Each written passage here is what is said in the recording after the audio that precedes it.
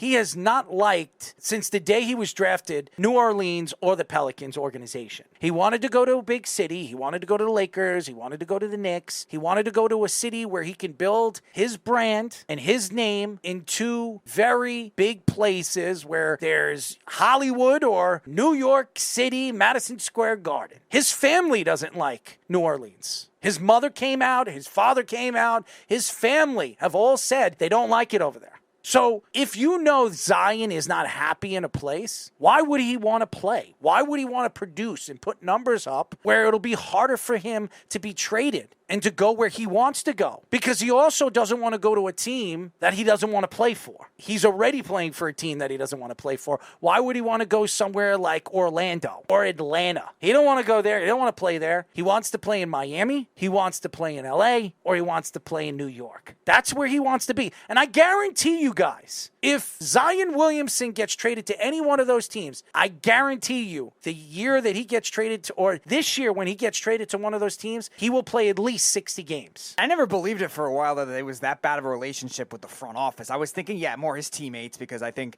his teammates embraced it more in the previous season when they did so well in the playoffs and almost beat the Suns, who were the number one seed in the NBA, without Zion Williamson. I think they really just embraced everyone else more. I never would have thought it got to the point where David Griffin and all these other executives were having no relationship with him whatsoever. You've been hinting at Zion to the Knicks for the last 2 years for a while. If it's not the Knicks, I wouldn't be surprised if a team like the Clippers. You know why I've been saying Zion to the Knicks? Because he wanted to be a Knick. He was pissed off that the Pelicans won the draft. That year, the Knicks had the second best chance to have the number one pick. And with Porzingis, they had the best chance, and they had the fourth pick. The Knicks never get lucky. Look at San Antonio. San Antonio has had 3 number one picks in every single decade. The only one that became better than anybody thought he was going to become was Manu Ginobili in the second round. Parker was a late first-round draft pick. Right. Kawhi Leonard was a middle of the first-round draft pick. But they built their teams. David Robinson in the 80s, in 87, they built their team around the Admiral. When Tim Duncan was drafted in 97, they built their team around Tim Duncan. David Robinson played for almost 15 years. Tim Duncan played for almost 20 years.